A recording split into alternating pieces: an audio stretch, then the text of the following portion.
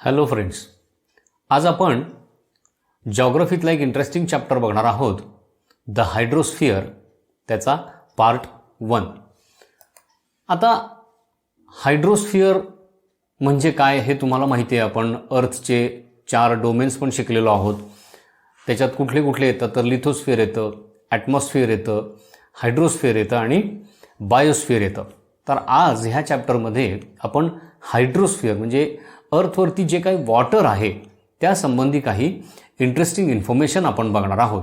त्याच्यातलं पहिलं आपण बघणार आहोत हायड्रोलॉजिकल सायकल म्हणजे काय. आता हे आपण 6th स्टँडर्डमध्ये पण शिकलेलो आहोत. फक्त थोडंसं डेप्थमध्ये जाऊन आपण काही गोष्टी ह्याच्यातल्या रिवाइज करणार आहोत. The water constantly circulates between the different realms of the earth in different states, that is liquid, solid and gaseous state. तुम्हालाही माहिती आहे की अर्थवरती जे वॉटर काही अवेलेबल आहे हे 3 स्टेटमध्ये आपल्याला मिळतं. लिक्विड स्टेटमध्ये जे आपण रेग्युलर यूज करतो किंवा ओशन्समध्ये, रिव्हर्समध्ये, लेक्समध्ये, स्ट्रीम्समध्ये जे असतं ते वॉटर. त्याच्यानंतर सॉलिड स्टेटमध्ये म्हणजे जे मोठ्या मोठ्या माउंटन्सवरती किंवा पोलर रिजनमध्ये जे आईस कॅप्स आहेत तिथं जे आईस किंवा स्नोच्या स्वरूपात सापडतं ती सॉलिड स्टेट. आणि ॲटमॉस्फिअरमध्ये ज्या काही वॉटर व्हेपर्स असतात ते असतं गॅशियस स्टेटमध्ये. Due to the heat of the sun the glaciers and snow melt in to liquid water.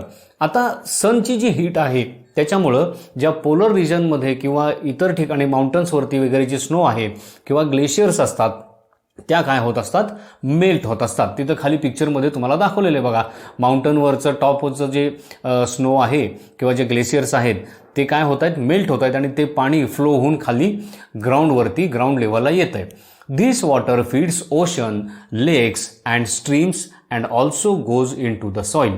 आता हे जे वॉटर आईस मेल्ट होऊन जे खाली आलेलं वॉटर जे असतं हे काय करत असतं तर एकतर डायरेक्ट जाऊन ओशनमध्ये मिक्स होत असतं किंवा मध्ये जी काही लेक्स असतात, काही स्ट्रीम्स असतात त्याच्यामधनं ते फ्लो होत असतं आणि काही पार्ट जो त्याचा आहे, काही पोर्शन जो आहे तो सॉईलमध्ये पर्कोलेट होऊन ग्राउंड वॉटरमध्ये मिक्स होत असतं. There it provides water for plants and the groundwater that we drink.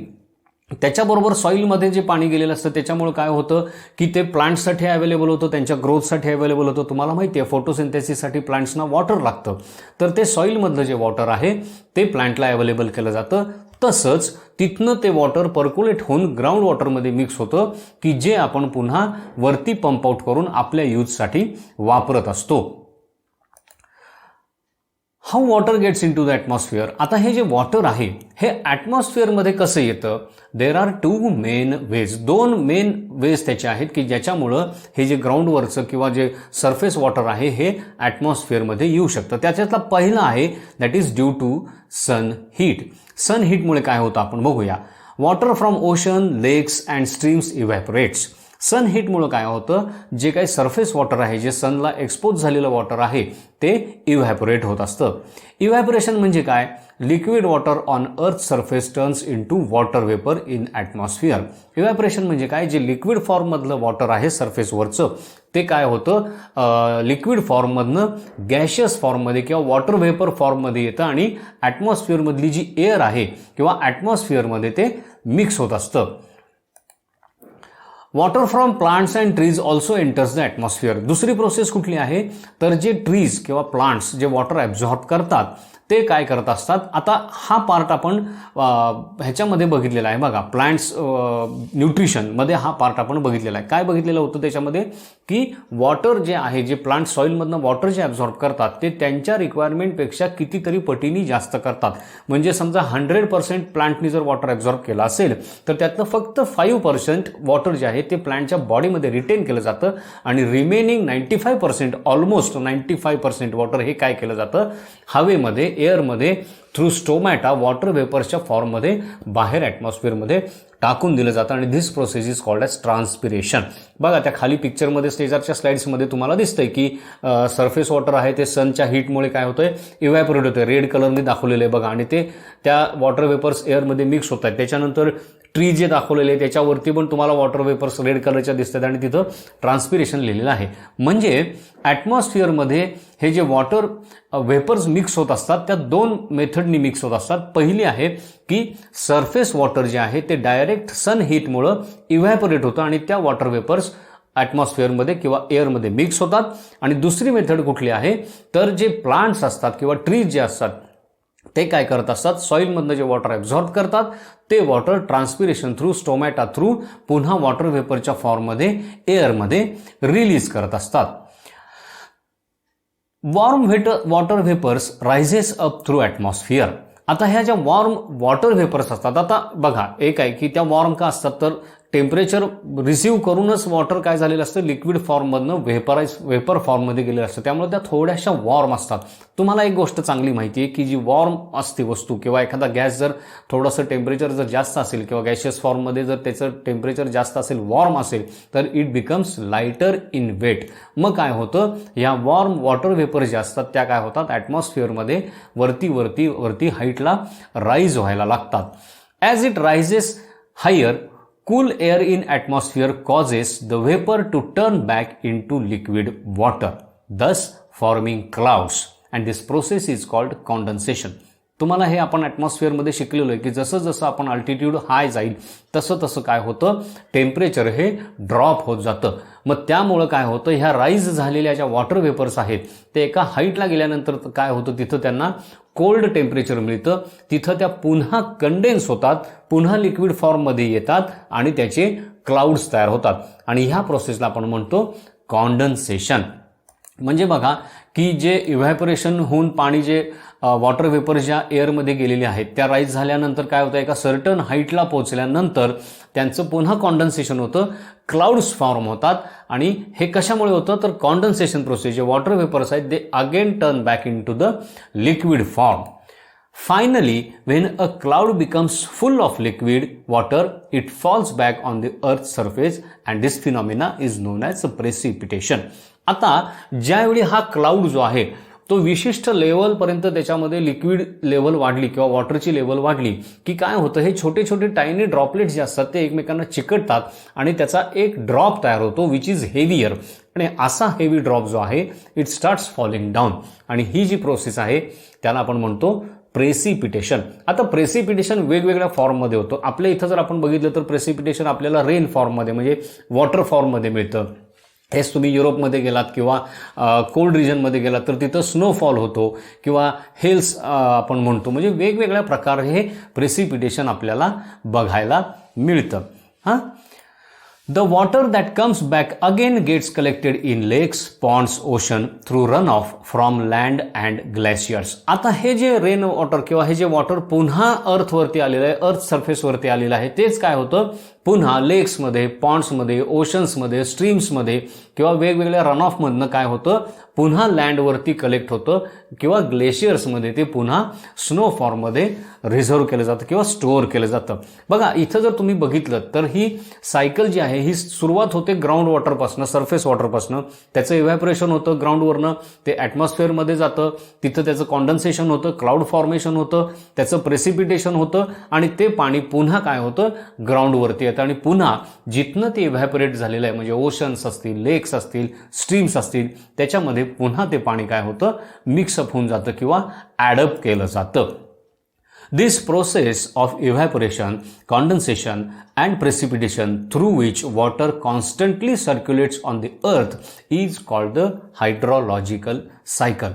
आता ही जी प्रोसेस आहे म्हणजे ग्राउंड सरफेस वॉटर इव्हॅपोरेट झालं, वरती गेलं, कॉन्डन्सेशन झालं, त्याचे क्लाउड्स तयार झाले, पुन्हा त्या क्लाउड्समधनं प्रेसिपिटेशन झालं, पुन्हा ते ग्राउंडवरती आलं आणि पुन्हा तिथनं ही प्रोसेस किंवा ही सायकल कंटिन्युअस चालू झाली. बघा शेजारी जी स्लाइड्स तुम्हाला पिक्चर दिसतंय त्याच्यामध्ये रेड ॲरोनी ही सायकल दाखवलेली आहे. त्याच्यामध्ये तिथं ओशन दिसतोय, लेक्स दिसत आहेत, त्यातलं वॉटर इव्हॅपोरेशननी एअरमध्ये जातं ॲटमॉस्फिअरमध्ये, त्याचे पुन्हा कॉन्डन्सेशननी क्लाउड्स तयार झालेले आहेत आणि तेच क्लाउड्स पुन्हा काय होत आहेत प्रेसिपिटेट होऊन पुन्हा त्या वॉटर रिझर्व्समध्ये किंवा वॉटर बॉडीजमध्ये मिक्स होत आहेत.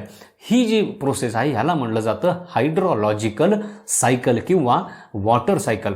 आता ही प्रोसेस जी आहे ही बिलियन्स ऑफ इयर कंटिन्युअसली अर्थवरती चालू आहे की ज्याच्यामुळं आपल्याला अर्थवरती फ्रेश वॉटर अवेलेबल होत असतं. आता हा पार्ट झाला, आपण बघितलं की हायड्रोलॉजिकल सायकल म्हणजे काय हे इथपर्यंत आपण समजून घेतलं आणि हायड्रोलॉजिकल सायकलचे बेनिफिट्स आपल्याला काय मिळतात हे आपण समजून घेतलं. आता त्याच्या पुढे आपण बघणार आहोत डिस्ट्रीब्युशन ऑफ वॉटर. अर्थवरती हे वॉटर जे सगळं आहे हे कसं डिस्ट्रीब्यूट झालेलं आहे ते थोडंसं आपण बघणार आहोत.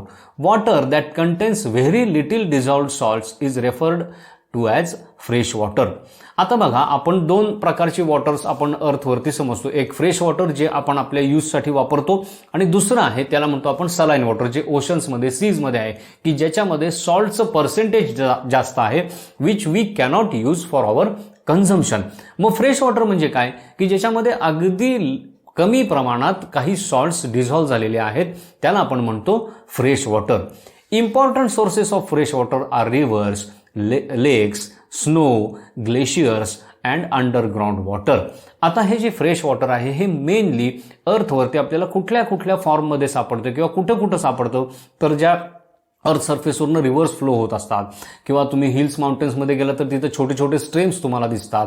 काही ठिकाणी लेक्समध्ये हे वॉटर स्टोअर झालेलं आहे, स्नोमध्ये कॅप्चर केलेलं आहे किंवा पोलर रिजनमध्ये तुम्ही गेला तर तिथं ग्लेशियर्स तुम्हाला बघायला मिळतात किंवा मोठे मोठे जे माउंटन्स आहेत like Alps, Rockies, Andes, Himalayas, ह्या एरियामध्ये तुम्ही जर गेलात तर तिथं तुम्हाला ग्लेशियर्स दिसतात.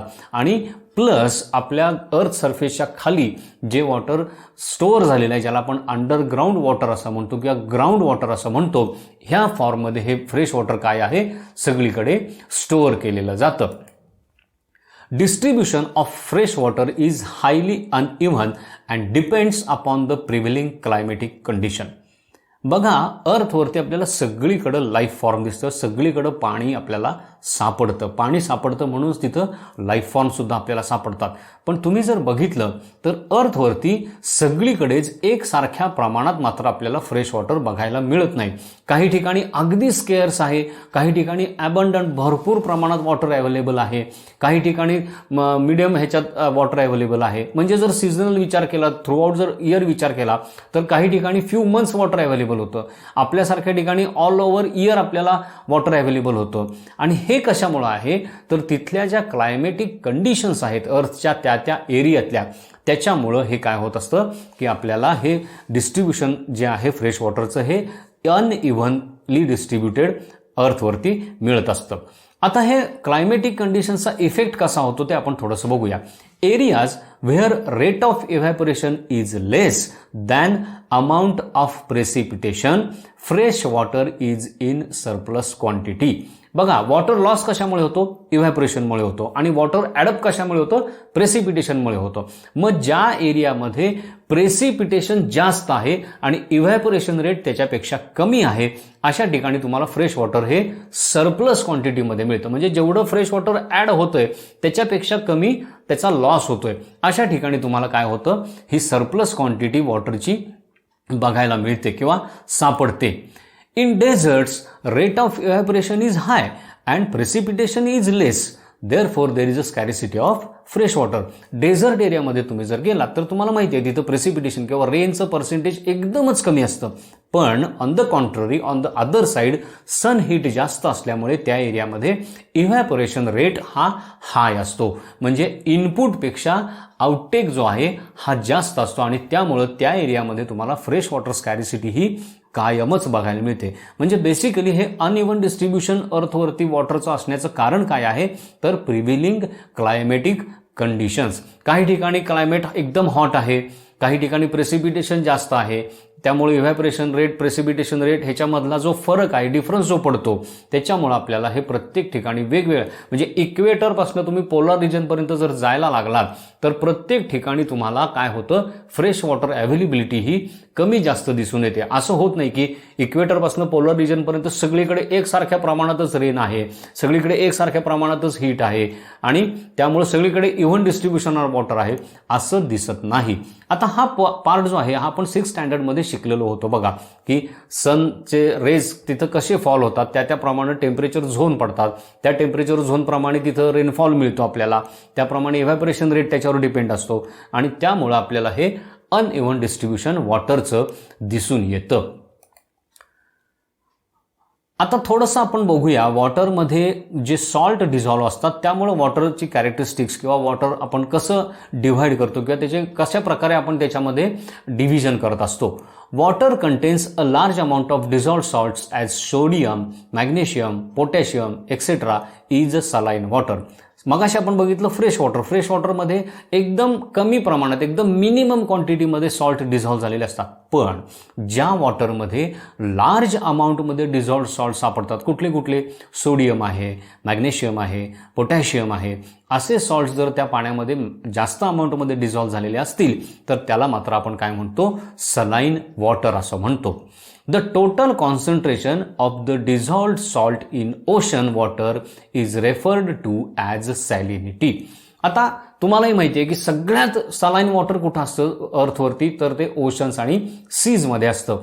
मग त्याच्यामध्ये टोटल डिझॉल्व्ह झालेल्या सॉल्टचं कॉन्सन्ट्रेशन किती आहे त्याला आपण काय म्हणतो, सॅलिनिटी ऑफ द वॉटर म्हणतो. म्हणजे कुठल्याही वॉटरची सॅलिनिटी म्हणजे काय, तर त्याच्यामध्ये total amount of concentration of dissolved salts किती आहे, that is referred as salinity. Salinity is expressed in terms of parts per thousand. आता ज्यावेळी एखाद्या सॅलिनिटी आपल्याला एखाद्या पाण्याची किंवा एखाद्या लिक्विडची चेक करायची आहे तर त्याच्यासाठी युनिट कुठलं वापरलं जातं, पार्ट्स पर थाउजंड. म्हणजे त्या ओरिजिनल लिक्विडच्या 1000 पार्ट्समध्ये किती पार्टमध्ये तुम्हाला ते सॉल्ट सापडत आहे त्याला काय म्हटलं जातं, त्या ह्याची सॅलिनिटी त्या टर्ममध्ये एक्सप्रेस केली जाते. आता त्याचा एक एक्झाम्पल जर घ्यायचं म्हणलं तर if the weight of dissolved salts in 1000 gram म्हणजे 1000 पार्ट म्हणजे 1 kg of sea water is 30 gram. म्हणजे तुम्ही 1 किलो सी वॉटर समजा घेतलं म्हणजे 1000 ग्रॅम सी वॉटर घेतलं आणि त्याच्यामध्ये 30 ग्रॅम डिझॉल्व्ड सॉल्ट्स तुम्हाला जर सापडले, देन द सॅलिनिटी इज 30 पार्ट्स पर 1000 और 30 PPT. म्हणजे काय, तर त्या 1000 मध्ये 30 पार्ट हे त्याच्यामध्ये सॉल्ट डिझॉल्व्ह झालेले आहेत. आता ह्याला PPM असं सुद्धा, पार्ट्स पर मिलेनियम असं सुद्धा म्हटलं जातं, पण आपल्याला जी टर्म आहे ती आहे पार्ट्स पर 1000 किंवा PPT. Normal sea water has a salinity of 35 PPT. आता नॉर्मल सी वॉटर जर तुम्ही कुठलंही घेतलं तर त्याच्यामध्ये 1 kg वॉटर जर तुम्ही घेतलं तर त्याच्यामध्ये तुम्हाला 35 ग्रॅम हे सॉल्ट्स मिळतात. म्हणजेच त्याची सॅलिनिटी किती आहे, तर 35 PPT आहे. तिथं मी एक तुम्हाला छोटं एक पिक्चर दाखवलेलं आहे बघा. त्याच्यामध्ये ओशन वॉटरमध्ये कुठले कुठले मिनरल्स असतात, किती किती पर्सेंटमध्ये असतात ते तिथं तुम्हाला पिक्चरमध्ये दिसतंय. जस्ट एक रेफरन्ससाठी तुम्हाला दिलेलं आहे, ते आपल्याला स्टडीसाठी नाही आहे. आपल्याला काय बघायचं आहे की सी वॉटरमध्ये टोटल 1000 पार्ट्समध्ये किती पार्ट हे त्याच्यामध्ये सॉल्ट्स आहेत, तर ते किती आहेत, 35. आता हे असं का होत असेल, सगळ्यात बेसिकली ह्याला रिझन असं आहे की जे काही अर्थवरती पाणी पडतं प्रेसिपिटेशनमुळे किंवा रेन्समुळे ते सगळ्यात शेवटी वाहत वाहत जाऊन सीजमध्ये किंवा ओशन्समध्ये मिक्स होतं. ज्यावेळी हे ग्राउंडवरनं फ्लो होत असतं वॉटर, त्यावेळी ग्राउंडमधले, त्या सॉईलमधले, त्या रॉक्समधले बरेचसे मिनरल्स हे त्या वॉटरमध्ये डिझॉल्व्ह होत असतात. ज्यावेळी हे ओशनमध्ये जातं त्यावेळी तो सगळा मिनरल लोड जो आहे डिझॉल्व्ह झालेला हा ओशनमध्ये जाऊन मिक्स होतो. आता ओशनमध्ये काय होत असतं, तर वॉटर इव्हॅपोरेशन होत असतं. आता तुम्हाला हे पक्की गोष्ट चांगली माहिती आहे किंवा हे आपण शिकलेलो पण आहे की वॉटर ज्यावेळी इव्हॅपोरेट होतं त्यावेळी त्यातला फक्त वॉटरचा पार इव्हॅपोरेट होतो आणि जे काही डिझॉल्व्ह सॉलिड्स आहेत ते खालीच राहतात. आणि ही प्रोसेस बिलियन्स ऑफ इयर सीजमध्ये चालू आहे. त्यामुळं काय झालेलं आहे, तिथं हे कॉन्सन्ट्रेशन डे बाय डे वाढतं आहे. आत्ता जर तुम्ही चेक केलं तर it is around about 35 PPT.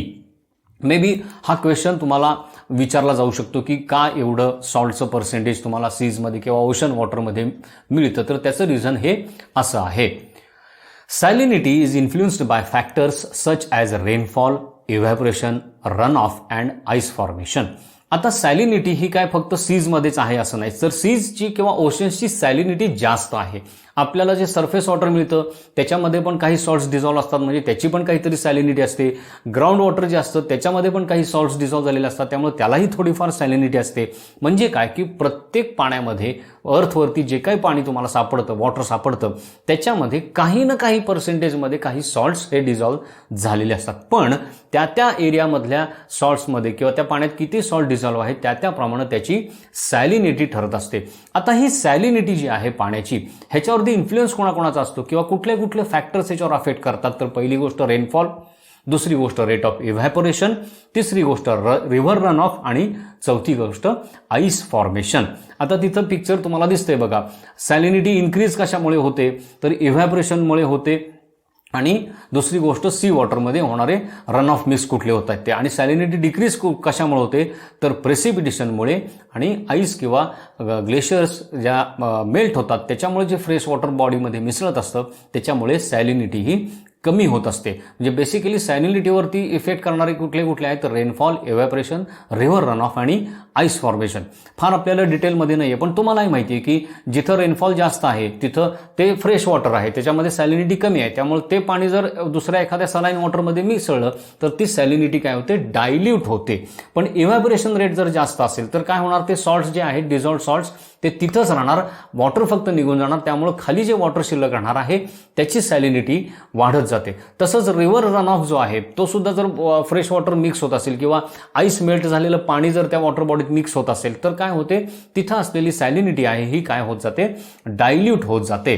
आणि त्यामुळं हे 4 फॅक्टर काय करत असतात, बेसिकली आपल्या सॅलिनिटीवरती इन्फ्लुएन्स टाकत असतात. आता ही सॅलिनिटी आहे, that salinity varies from place to place. अर्थवरती तुम्ही कुठेही जर गेलात तर वेगवेगळ्या ठिकाणी तुम्हाला वेगवेगळी सॅलिनिटी बघायला मिळते. जे जिओग्राफिकल रिजन्स आहेत अर्थचे त्या प्रत्येक ठिकाणी तुम्हाला ही वॉटर सॅलिनिटी ही चेंज झालेली दिसते, सगळीकडे एकसारखी दिसत नाही. In water around equator and polar caps salinity is low. आता इक्वेटर जे आहे, विषुववृत्त ज्याला आपण म्हणतो, किंवा जी सेंट्रल लाईन जी आहे त्याच्या साईडला जे काही पाणी किंवा पोलर कॅप्सवरती जे पाणी सापडतं तर त्याची सॅलिनिटी एकदम लो असते. का लो असते, equatorial region receives heavy rainfall and adds fresh water to the ocean.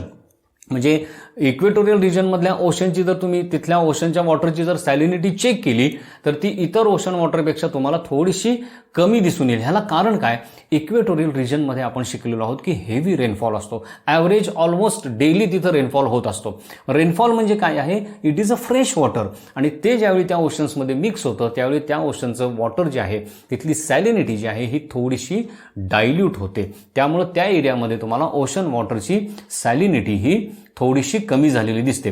बघा इथे एक पिक्चर दाखवलेलं आहे तुम्हाला, अर्थ आहे सेंटरला आणि त्याच्या साईडला हे 4 फॅक्टर्स दाखवलेले आहेत आणि त्याच्यात ॲरो दाखवलेले आहेत. म्हणजे कुठल्या अर्थच्या रिजनमध्ये कुठल्या फॅक्टरमुळे सॅलिनिटी अफेक्ट होते हे तुम्हाला त्या पिक्चरवरनं क्लिअर कट लक्षात येतं. Similarly melting of ice keeps the salinity level low in the polar region. आता पोलार रिजनमध्ये जे ओशन्स आहेत किंवा जिथं जो ओशन आहे तिथं काय होत असतं, त्या ओशन वॉटरमध्ये कंटिन्युअसली ह्या पोलर कॅपवरचे जे आईसबर्ग्स आहेत किंवा जे आईस आहे हे सन हिटमुळे कंटिन्युअसली मेल्ट होत असतं, that is in fresh waterfall. आणि हे लो सॅलिनिटीचं पाणी तिथल्या ओशनमध्ये कंटिन्युअसली मिक्स होत असतं. त्यामुळं तिथं जो ओशन वॉटर आहे त्याची सुद्धा सॅलिनिटी काय होत असते, डायल्यूट होत असते. त्यामुळं पोलर रिजन आणि इक्वेटोरियल रिजनमध्ये फ्रेश वॉटर ओशनमध्ये मॅक्झिमम ॲड होत असतं. त्यामुळं ह्या रिजनमध्ये आपल्याला सॅलिनिटी जी आहे ही खूप कमी दिसून येते. आता त्याच्या दुसऱ्या बाजूला काय होतं, in tropical regions rate of evaporation is very high and salinity level is also high. Tropical रिजनमध्ये काय होतं, तर सन हीट जास्त प्रमाणात तिथं मिळत असते पण प्रेसिपिटेशन रेट कमी असतो. त्यामुळे इव्हॅपोरेशन रेट जास्त असल्यामुळे काय होतं, त्या एरियामध्ये तुम्हाला सॅलिनिटी लेवल जी आहे ही कायमच हाय असलेली दिसून येते. म्हणजे ट्रॉपिकल रिजनमध्ये बेसिकली सॅलिनिटी जास्त असण्याचं कारण काय आहे, तर प्रेसिपिटेशन लो रेट आहे पण इव्हॅपोरेशन रेट जास्त आहे. त्यामुळे त्या सरफेस वॉटरमधलं कॉन्सन्ट्रेशन काय होत जातं, हळूहळू इन्क्रीज होत जातं. म्हणजे तिथं डायल्युशन ही प्रोसेस तुम्हाला बघायला मिळत नाही. आता एक मेजर क्वेश्चन आहे आपल्यासमोर. We know that 71% of the earth surface is covered with water. तुम्हाला सगळ्यांना ही गोष्ट माहिती आहे, आपण हे 5th मध्ये शिकलोय, 6th मध्ये शिकलेलो आहे. कायम आपण ऐकत असतो की अर्थ सरफेस जो आहे त्यातला 71% अर्थ सरफेस जो आहे हा वॉटर खाली आहे आणि फक्त 29% ही काय आहे, लँड आहे. Then why do so many countries face water scarcity? मग एवढ्या मुबलक प्रमाणात, एवढ्या अबंडंट वॉटर अवेलेबल असून सुद्धा वॉटर स्कॅरिसिटी का दिसून येते बरं? इथं खाली पिक्चर दाखवलेले बघा, त्याच्यामध्ये तुम्हाला दाखवले, ती अर्थ दाखवले, most of the portion blue दिसतोय. तो ब्ल्यू पोर्शन काय आहे? It is water cover. आणि त्याच्या शेजारी एक पाय डायग्राम दिली, तिथं पण तुम्हाला दिसते की 71% ब्ल्यू आहे, दॅट इज वॉटर, आणि 29% हा फक्त लँडचा पोर्शन आहे. मग असा प्रश्न आहे की एवढं सगळं वॉटर अवेलेबल असून सुद्धा वॉटर स्कॅरिसिटी आपल्याला का फेस करावी लागते? ह्याच्या मागचं रिझन आपण समजावून घेऊया. 97% of the earth's water is in oceans and this water is saline. आता जे काही वॉटर दिसतं आपल्याला अर्थवरती, त्यातलं 97% वॉटर जे आहे हे कशामध्ये आहे? सीज किंवा ओशन्समध्ये आहे. आणि हे वॉटर तुम्हाला सगळ्यांना माहिती आहे, it is highly saline. This saline water is unsuitable for human consumption. त्यामुळं हे जे सलाईन वॉटर आहे हे आपण पिण्यासाठी किंवा आपल्या कुठल्याही यूजसाठी वापरू शकत नाही. तिथं पाय डायग्राम दाखवलेले आहे बघा, टोटल वॉटर दाखवलेलं आहे, त्यातलं अनयुजेबल तुम्हाला दिसतंय दॅट इज 97%. आणि त्याच्यानंतर खाली तुम्हाला दिसतंय की फक्त 1% वॉटर जे आहे हे ह्युमन यूजसाठी अवेलेबल आहे. त्यामुळं ही जी अनइव्हन डिस्ट्रीब्युशन आहे किंवा सॅलिनिटी हा जो डिफरन्स आहे, त्याच्यामुळं बरंचसं अर्थवरचं पाणी म्हणजे जवळजवळ 97% वॉटर आहे हे आपण टचसुद्धा करू शकत नाही, तोंडात सुद्धा घालू शकत नाही, किंवा कुठल्याही आपल्या ह्युमन यूजसाठी ते आपण यूज करू शकत नाही. 3% of the earth's water is fresh. 97% ओशनमध्ये राहिलेलं 3%च फक्त फ्रेश वॉटर आहे. But 2/3 of this water is not available. पण ह्या 3% मधलं सुद्धा 2/3 वॉटर हे आपल्याला डायरेक्ट यूजसाठी अवेलेबल नाहीये. It is frozen in two ice sheets and glaciers. मग हे जे फ्रेश वॉटर 3% जे ग्राउंडवरती अवेलेबल आहे, त्याच्यातला 2/3 पोर्शन कुठं आहे? तर पोलर कॅप्समध्ये, माउंटन्सवरती, किंवा जिथं जिथं स्नो आणि ग्लेशियर्सच्या फॉर्ममध्ये ते काय झालेलं आहे? सॉलिड होऊन तिथं ते स्टोअर केलेलं आहे. आता शेजारच्या पाय डायग्राममध्ये तुम्हाला आणखीन काही फिगर्स तिथं बघायला मिळतील. तिथं तुम्हाला दाखवलेले बघा की फ्रेश वॉटरचं डिस्ट्रीब्युशन कसं झालेलं आहे. जे काय 3% फ्रेश वॉटर आहे ते पुन्हा कसं डिस्ट्रीब्यूट झालेलं आहे, आईसमध्ये किती आहे, ग्राउंड वॉटरमध्ये किती आहे, इतर जे रन ऑफ सोर्सेस, रिव्हर्स, लेक्स, पॉन्ड्स जे आहेत त्याच्यामध्ये किती आहे, ते त्या डायग्रामवरनं तुम्हाला लक्षात येईल. Less than 1% of the earth's water is fresh water which we can actually use.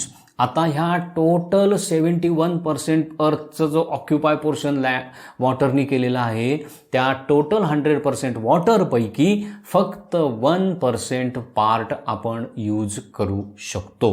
कारण 3% फ्रेश वॉटर जरी असलं तरी ते काय झालेलं आहे, त्यातला 2/3 पोर्शन जो आहे हा काय झालेला आहे, तो ग्लेशियर, स्नो किंवा सॉलिड फॉर्ममध्ये स्टोअर झालेला आहे, which is not available directly. मग त्याच्यातला फक्त 1% वॉटर असा आहे की जे आपण ॲक्च्युअली डायरेक्ट यूज करू शकतो. This is available in the form of ground water. आणि मोस्ट ऑफ द पार्ट तुम्ही त्या पाय डायग्राममध्ये सेकंड स्टेप जर बघितली तर त्याच्यातला मॅक्झिमम पोर्शन जो आहे कुठला 1% मधला, तो काय आहे, ग्राउंड वॉटर रिझर्व्समध्ये स्टोअर केलेला आहे. आणि रिमेनिंग पार्ट जो आहे 0.9% वगैरे, तो पार्ट काय आहे आपल्याला सरफेस वॉटरमध्ये किंवा रिव्हर्स, लेक्स ह्या स्वरूपात आपल्याला पाहायला मिळतो. त्या पाय डायग्रामवरनं तुम्हाला टोटल ह्याची आयडिया येईल की हे वॉटर डिस्ट्रीब्युशन कसं झालेलं आहे. पहिल्या स्टेपमध्ये तुम्हाला दिसतंय 97% सलाईन वॉटर आहे, त्यातलं 3% सेकंड स्टेपमध्ये फ्रेश वॉटर दाखवलेलं आहे, त्यातलं जवळजवळ 68.7% किंवा त्याच्याही पेक्षा जास्त हे ग्लेशियर्समध्ये अडकलेलं आहे पाणी. रिमेनिंगमधला मॅक्झिमम 30% पोर्शन हा ग्राउंड वॉटरमध्ये आहे आणि अगदी थोडासा 0.9% वगैरे हा रिव्हर्स, स्ट्रीम्स, लेक्स ह्या स्वरूपात आहे. आणि त्यामुळं जर आत्ता जर आपण बघितलं तर अर्थवरती जे काही लाईफ आहे किंवा ह्युमन्स आहेत किंवा ज्यांना वॉटर लागतं, हे मॅक्झिमम सोर्स कोणता आहे त्यांच्यासाठी, तर हे ग्राउंड वॉटर जे सॉईलमध्ये किंवा ग्राउंडमध्ये ट्रॅप झालेलं आहे किंवा तिथं स्टोअर झालेलं आहे. The fresh water at the surface is in लेक्स, rivers and stream is only a tiny portion of Earth's total water, that is only 0.01%. बघा त्या पाय डायग्राममध्ये जी लास्ट स्टेप दाखवलेली आहे, थर्ड स्टेप जी दाखवलेली आहे, तिथं तुम्हाला दिसून येईल की जे सरफेस वॉटर आपण जे म्हणतो, लेक्स आहेत, रिव्हर्स आहेत, स्ट्रीम्स आहेत, वेटलँड्स आहेत, मार्शेस आहेत, किंवा वेगवेगळ्या प्रकारे जे अर्थ सरफेसवरती तुम्हाला लिक्विड फॉर्ममध्ये जे वॉटर, फ्रेश वॉटर सापडतं, ते किती आहे? ओन्ली 0.01%. आणि this is the reason why there is a scarcity of water on the some portion of the land on the earth. अर्थच्या काही पोर्शनमध्ये जी स्कॅरेसिटी आहे त्याला बेसिक रिझन काय आहे, तर टोटल जे काय 100% वॉटर अवेलेबल आहे त्यातलं इझिली अवेलेबल वॉटर आपल्याला किती आहे? फक्त जर विचार केला तर 0.01%. मग ग्राउंड वॉटर आहेच, पण तो सुद्धा किती आहे?